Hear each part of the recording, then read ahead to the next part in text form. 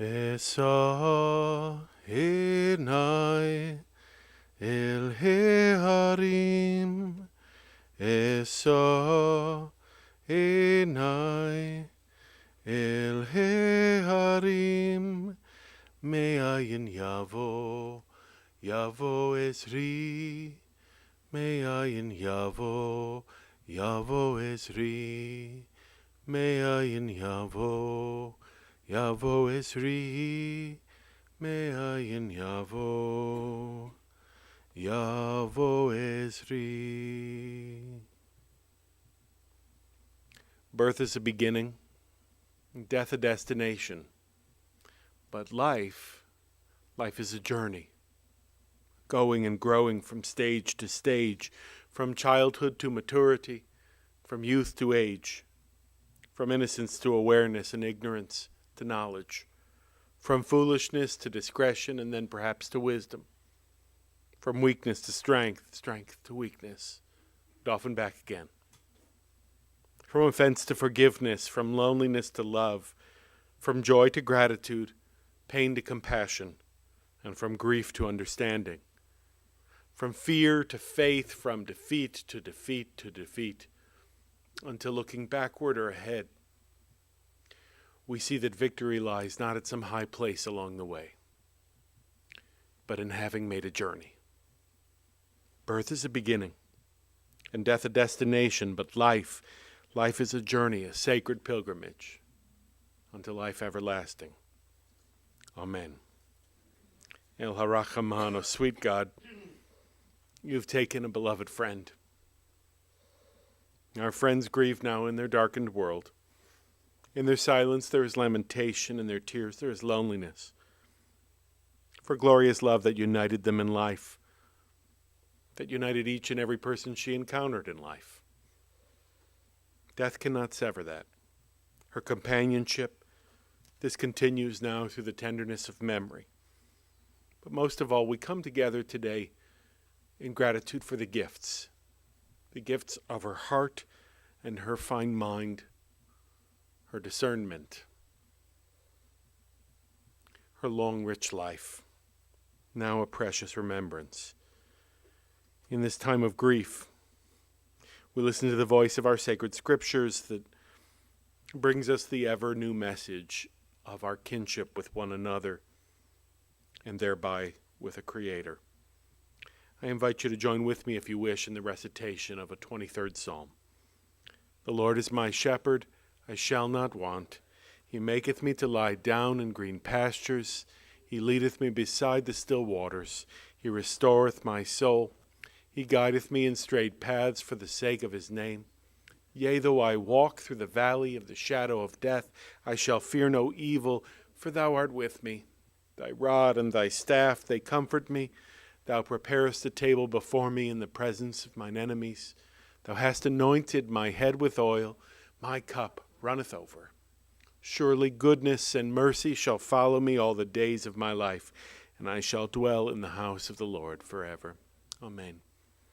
Ata imadi, thou art with me. The faith of that psalm is echoed.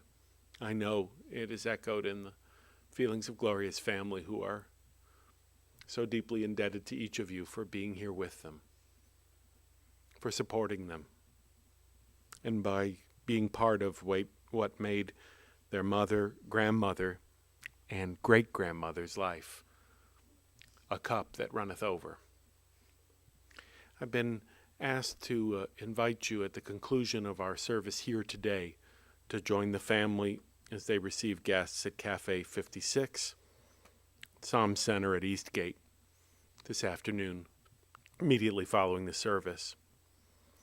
The family's preparing to have a larger celebration of life with more of the family able to join us in the coming weeks. They invite you, if you wish, to honor Gloria's memory, if you wish, to do so with a gift of tzedakah, a generous contribution to the Crohn's and Colitis Foundation, 4700 Rockside Road in Independence. Of course, they invite your continued gestures of condolence, your loving remembrances in the days and weeks to come.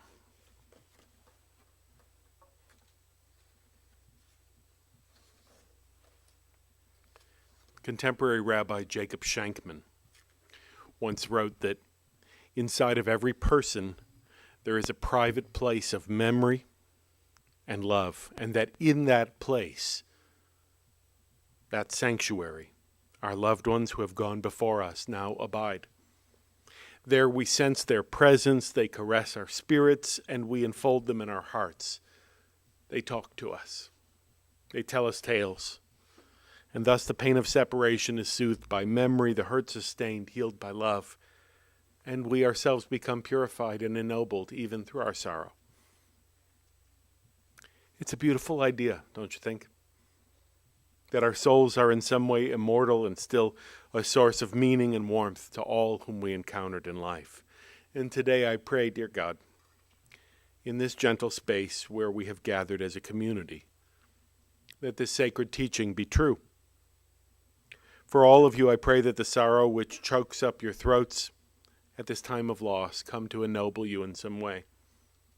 For as we can look within today, we will find there a devoted mother and mother-in-law, a proud grandmother and great-grandmother, a loving wife, a caring sister, a cherished aunt, a precious friend, who for more than 9 decades accompanied us in life with a very clear set of strongly held values, things she would stand up for, and things she just wouldn't stand for, and a love of life and affirmation of life itself.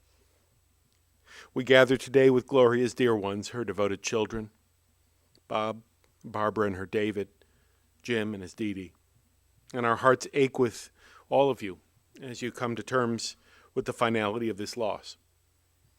We draw meaning from the love shared at a distance from Gloria's dear sister Marilyn in Buffalo, who could not join us today, but who now represents the last of Gloria's family of origin, including their parents and the siblings who predeceased them, Margie and Peter, Aleichem Shalom. May they continue to rest in peace. When Gloria was born, the second oldest of the 4 children of Erwin and Bertie Cohen in Buffalo, to give you a sense of perspective about her age, at the time the president's name was Calvin Coolidge. The price of gas was 11 cents a gallon, and one's life expectancy could be all the way until 54 years old. Gloria spoke of an especially dear relationship while growing up to her sister Margie, who let her kid sister join her in so many places and ways so as to foster a great sense of camaraderie and connection.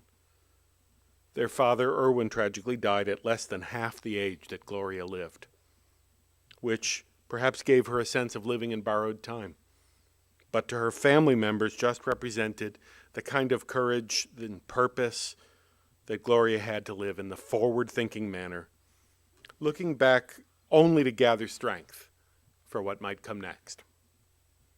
Although I admittedly did not know her well, I hope that in the time that I have begun to spend with her family that I too could have absorbed a bit of the essence of the values that Bob and Jim, David, and Barbara shared with me yesterday morning, about which several family members will speak in just a few moments. I did meet Gloria several times on the arm of her proud daughter Barbara at Fairmount Temple, and followed some of the family celebrations of Mother's Day or birthdays or holidays. I have to say, to see her move from person to person at an Oneg Shabbat at Temple was to see someone who was truly defying her age, and who deep into her later years liked her energy to still be at the center of a social circle. It was a restless energy, someone who longed for opportunities to move more freely and easily as she once had through settings that had characterized much of her marriage with Sam, especially once he retired. I know that many local friends, including me, have loved seeing pictures Barbara has posted to social media of the pair of mother and daughter glowing over the bounty that life has extended to each of them in recent years, especially these years since surviving the death of her husband, Sam. Gloria found herself in these last few years finding goodness and kindness in her dear friend and neighbor, Sanford Kutash, with whom she shared a loving companionship. She was delighted to be present for so many of the celebrations and life events of the people that she admired most in the world. Her grandchildren, Lindsay and her Josh, Jason and his Jessa, who honor their grandmother today on behalf of all the grandchildren, including Alexander and his Kelly, Elizabeth and Ryan, Rebecca, Victoria, and Isabella, all of whom the family hopes to continue to gather and tell great grandma stories over the weeks and years to come. There is a psalm, Psalm 90 in our tradition, that speaks of what it means to celebrate and value each day of our lives, the opportunities that our fleeting days present to us. We read there that the days of our years, if we are blessed, are 70, or given strength 80, or more. But even the best of those years include trouble and sorrow. They pass by speedily before we are in darkness.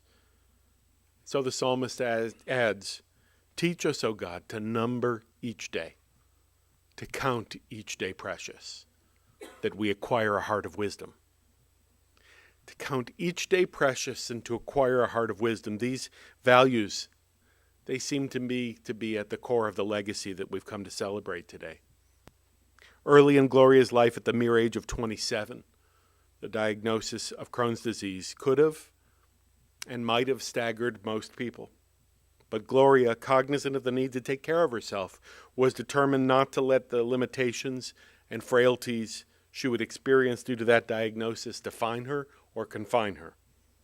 She preferred to remember herself before that time. She still saw her spirit as the same Gloria dancing at a fraternity social. When a young man, while dating a boyfriend at that social, was approached by a different young man by the name of Sam Lightman, who in his own clunky way approached her with a line that might have been scripted in Hollywood, saying, "Hey there, where you been all my life?" The way Gloria told the story, she was not impressed, not on first spec, about the man. She called him that night just a nose and a bow tie. But when not long after, during the time of Shiva after her father Erwin's death, a young Sam Lightman came over with a friend to make a condolence call to her and her family. Much to his joy, she took a shine to him and soon thereafter began a relationship which blossomed into an enduring and loving marriage. He was enthusiastic to build a family and to try and provide for all of them, and looked for ways to let her know how lucky he was to have her as his wife. She was a source of encouragement to Sam to go after success, be it in his work as a pharmacist and small business owner, or in making the most of their time when he retired. And they lived first in Longboat Key and then later in West Palm Beach. The family tells me that even a decade or so ago, while watching a son of Buffalo named Wolf Blitzer moderating one of the presidential debates in 2008, he asked the candidates about how suited their spouses might be to the role of First Lady, and Sam used this occasion to answer the question publicly in the living room for himself. He praised his Gloria's beauty, her caring and devotion, and most of all, her resilience through difficult times, always looking forward to days ahead. Bob marveled to me about his parents' capability to look forward and reinvent themselves at different stages in their lives, developing capacity to make new friends wherever they lived, including going back to his upbringing in Buffalo and forward into his adult life, and even in recent years as she's lived at Wiggins. He describes his admiration for a mom who could be tough, but who could also set a good example of strength to the people around her. Since it seems that she was born with, and generally speaking, matured with absolutely no filter to stop the thoughts that arose to her brain from emerging from her lips, sometimes her strength and assertiveness and judgments that would come from her could startle or upset you. Jim adds that she didn't have any malice or intention when such comments had the effect of a little bite into the person whom they were aimed. Perhaps these were just blind spots, where a woman who only wanted the best for you And if she were on your team, that is to say, if she were in your corner, there was no stronger cheerleader, but whose intensity sometimes got the best of her. He praises his mom's empathy, remembers with affection how growing up he could absolutely never pull the wool over her eyes the way he could with his dad. Barbara has been saying for a couple of days now how startling her mom's death is, describing her heartbreak. When you talk to her, you can tell that at the very same time, she's feeling her heart very full from seeing what her mom was able to withstand over this long life. Up until these recent months, Gloria's optimism and good attitude were unstinted. She remembers with affection what her parents each reflected to her and her brothers as she had the blessing of watching and tending to the next generation in Gloria's family, her 5 beloved great-grandchildren. The reflection Barbara shared with me is that her parents said before there ever was a World Wide Web that WWW stood for what was. In other words, life and love and counting each day precious were about being present and forward-looking and not letting the traps of the could-haves and should-haves of yesterday slow down your talent for moving on. Gloria so lovingly had the opportunity to be part of this next step in the lives of her grandchildren and great-grandchildren. Jason, who will speak in a few moments, shared with me that how much closer he and Jessa and their kids became to Grandma in recent years when she lived close. The two of them could, in all honesty, get on and step on one another's nerves. But they mutually reflected to one another how blessed they felt to be able to move past disagreements to a place of having gratitude and acceptance. WWW. What was. We can all learn from that value. And Gloria didn't just tell it to us. She told it to the TV screen while watching Frankie Lindor or LeBron James shake off a strikeout or a missed shot and move forward to win a game or push it into overtime. She conveyed that idea to her caregiver, Lena, who wrote to Barbara just yesterday about how much Lena and Elizabeth came to love her while supporting her at the end of her life. The note to Barbara was about how much she loved Gloria and the wisdom she carried and truly appreciated just how she was treated by Gloria. She added, "People like Gloria make me fight every day, no matter what the cards are that I'm dealt."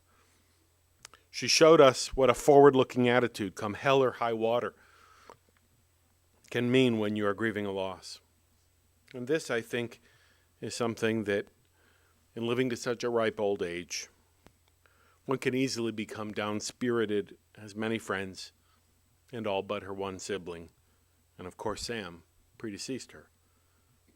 These are all attitudes that she carried that are worthy of our emulation. They're about living in a humane and decent way, and not letting what saddens you poison what makes you optimistic and hopeful. And that's how I hope she'll be remembered. Her good and decent name will stand for something beyond her death. She'll be remembered going forward into a future that she taught us to live with her highest intentions. This ideal was brought into form of a beautiful poem with which I'd like to conclude my remarks and with which you can help me. It was written by Sylvan Kamens and Rabbi Jack Reamer. It's one of the more famous pieces of Jewish liturgy for a moment like this. In the rising of the sun and in its going down, we will remember her. In the blowing of the wind and in the chill of winter, together, we will remember her. In the opening of buds and in this rebirth of spring, we will remember her.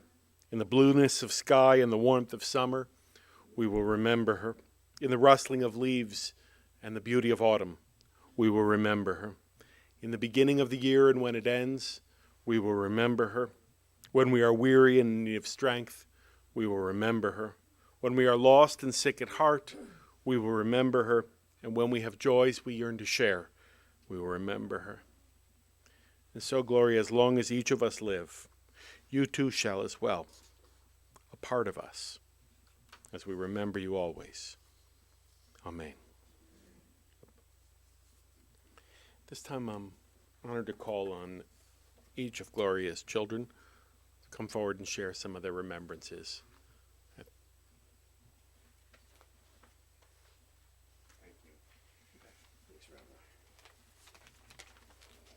Good morning, everybody. Thanks for coming here to honor my mom's life.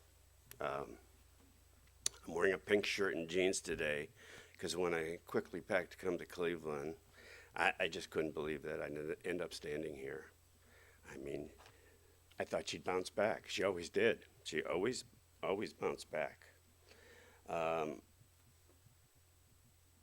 She'd be wearing her lipstick, perfectly put together, cracking jokes, full to the brim of life as always.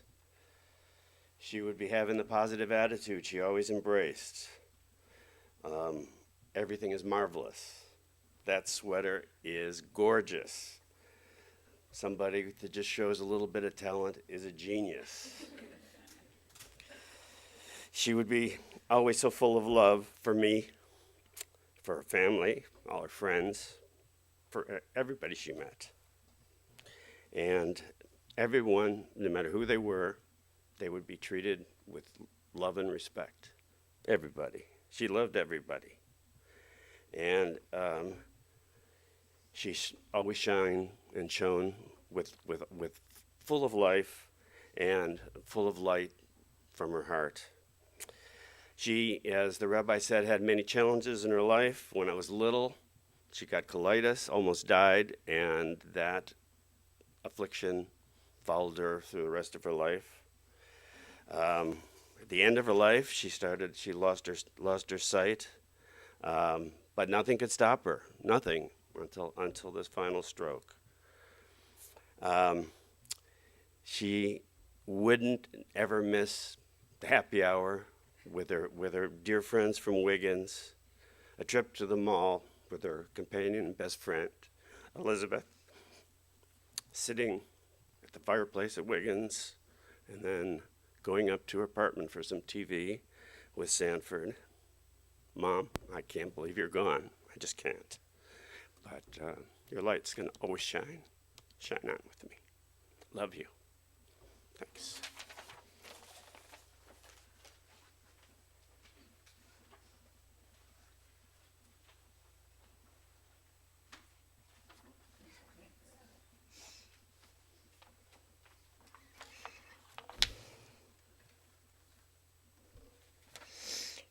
I want to say a few words about my beautiful mother, Gloria.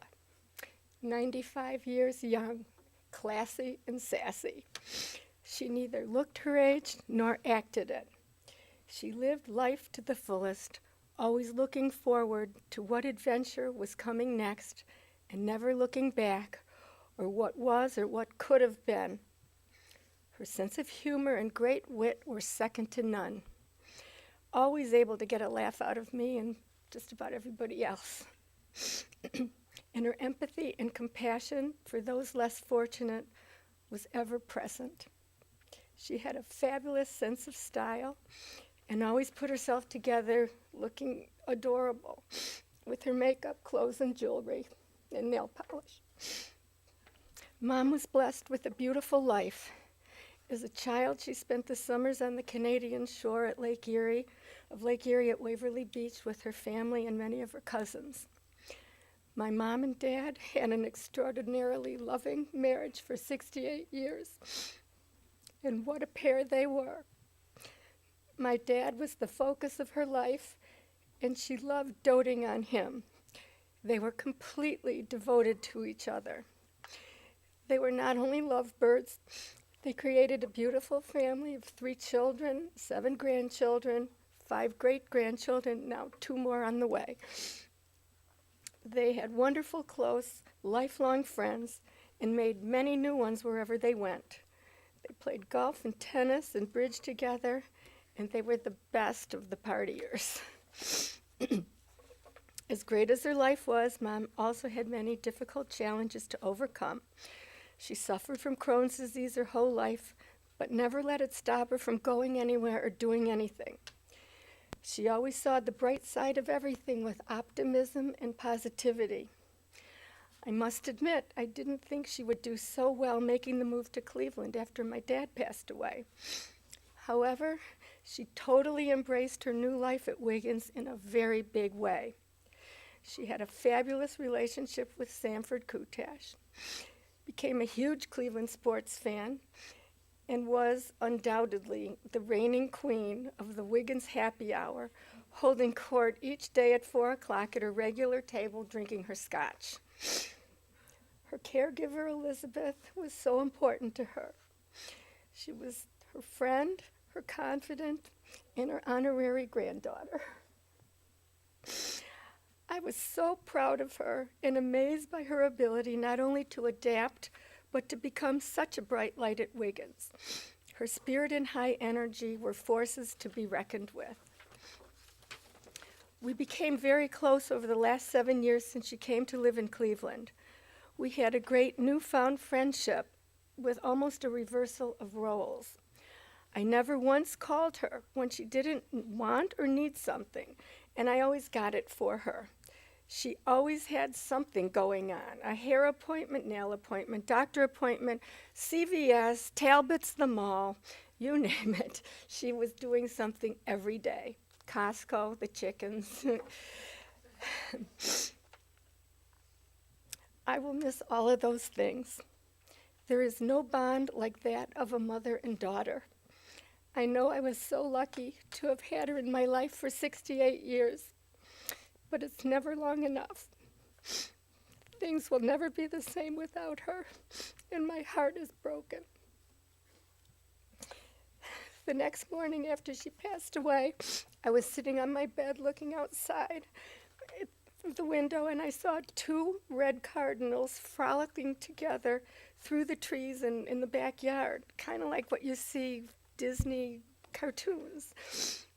Like they say, a cardinal is a representative of a loved one who has passed away.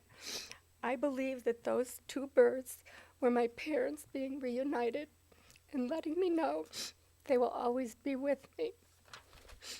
I miss you already. I love you, Mom.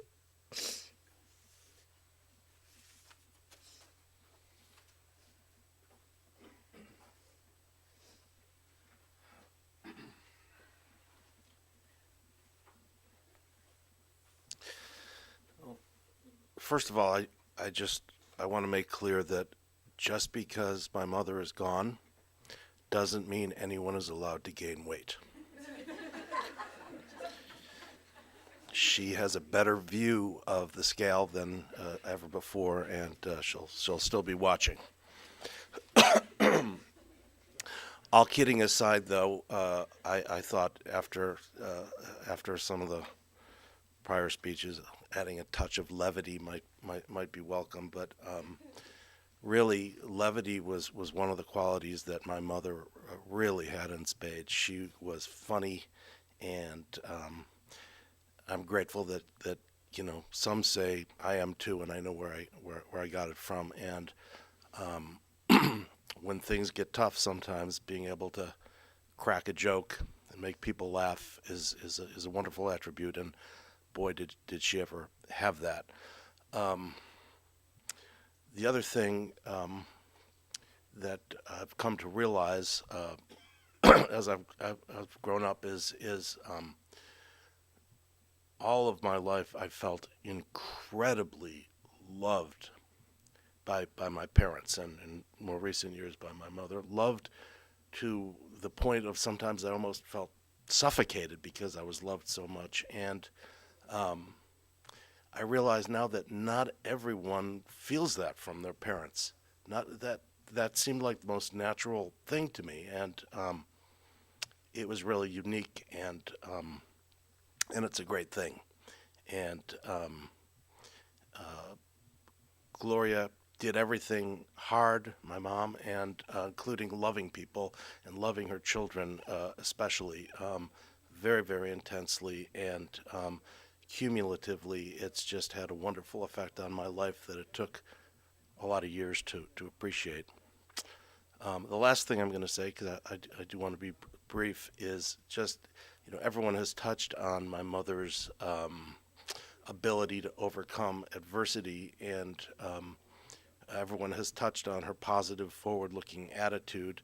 And just from a physical health standpoint, those things are so related. People that went through the physical adversities that she went through over the course of their life, most of them die of one or the other of the things that ails them, and very few of them live to be a stone's throw from 96. And the reason that my mother did was because of the positive attitude that she approached every day with. Nothing got her down, nothing stopped her from having that positive attitude. And I really believe that there is a mind-body connection that is real, and that helped her to get through a lot of the physical adversities, of which Crohn's was only one. There was a lot more that came, and she never stopped looking forward to the next day, the next trip to the mall, whatever it was. She never stopped looking forward to it. So I've learned a lot from her, and they're good teachings. And we'll miss you, Mom, and we love you, and I love you very much, and thank you for all the love you gave to me. Amen.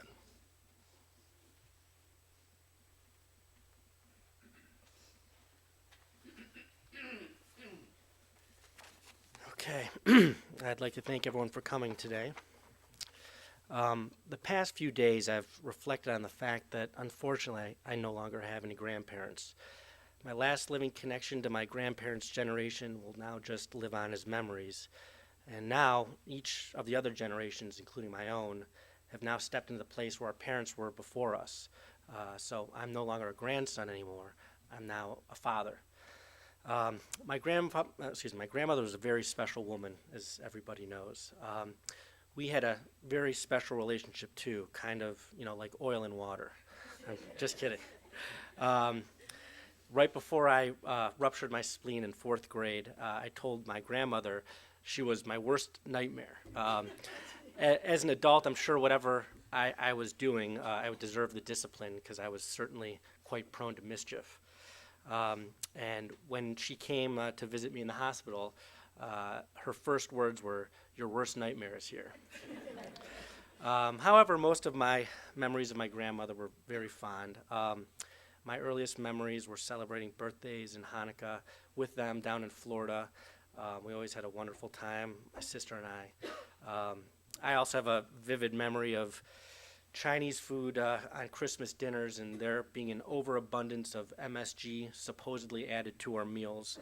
Didn't seem to bother me, but she was able to detect the molecular change in the egg foo young and couldn't eat any more of it. So,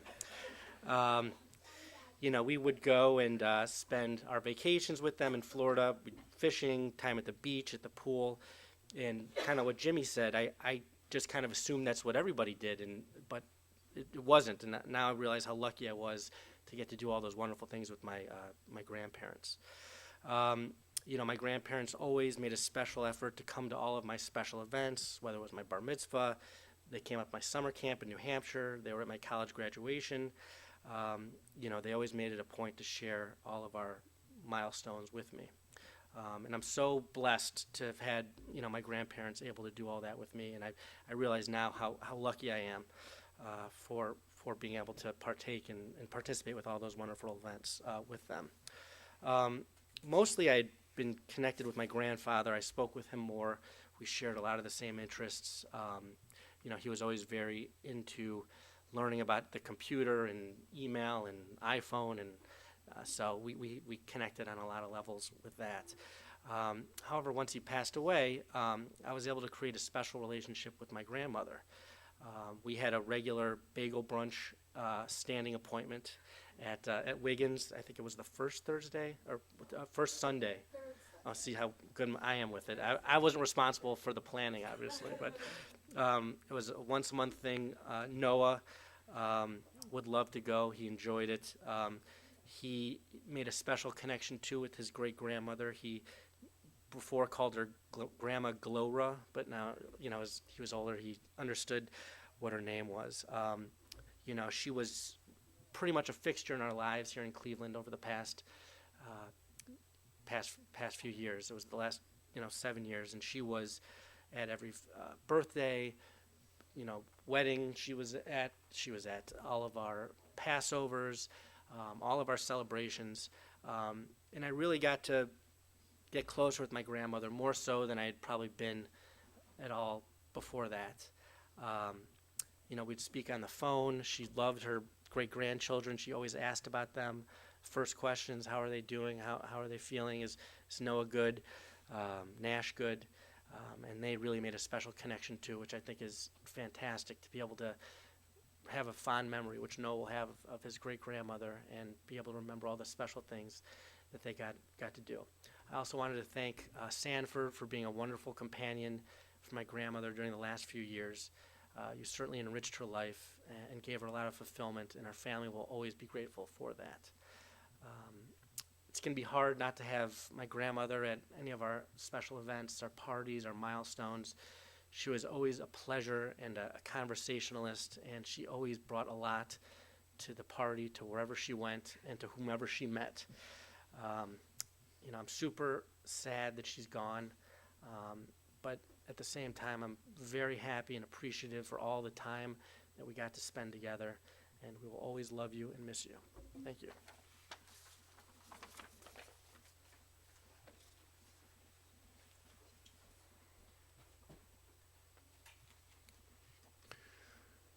And before we offer our concluding prayers, a very short teaching that encapsulates so much of what has been shared as her legacy. It's a teaching from Jewish mysticism and Kabbalah. It's a story that takes place out in the ocean where there are two waves, a big wave and a little wave. Only the little wave sees that the big wave is crying. The little wave says to the big wave, "Why are you crying?" And the big wave says, "I can see over your shoulder." And all of our brother and sister waves are crashing when they hit the shoreline and dying. So I'm sad. The little wave says, "You don't have to cry about that." The big wave says, "You're just going to tell me it'll all be okay." Little wave says, "That's not what I'm going to say, but I can help you. Just listen to me share with you 6 words." So the big wave says, "Okay, what are the 6 words?" And the little wave says, "You're not a wave. You're water. You're not a wave, you're water." It's a way of conveying that there's something strong about our life force that can surpass any shoreline we ever meet, any end point, and that can carry its way over into our smile at every future happiness. Yes, we can cry, for sure, but let us cry tears of rejoicing for a life richly lived, a life that surpassed the odds, and a goodness and hope that permeates our life continually. I invite you now to rise for the El Male prayer. El Male Rachamim, Shochen Bamromim, Chamtzei Menucha Nechona, Tachat Kanfei HaShchina, Im Kedoshim Utorim, Kezohar Arakia Mazkirim, Et Nishmat Gloria Kohenet Pater and Muberta, She'alcha L'olama, Bal HaRachamim Yastireha, בסתר כנפיו לעולמים, ויצרור בצרור החיים את נשמתה. אדוני הוא נחלתה, ותנוח בשלום על משכבה, ונאמר Amen. God, full of compassion, eternal spirit in the universe, grant rest now in your sheltering presence to our beloved Gloria, who has entered eternity. God of mercy, let her find refuge now in the shadow of your wings. Let her soul be bound up in the bond of everlasting life. God, at 4 p.m. each day, she likes a glass of scotch. She wants her lipstick.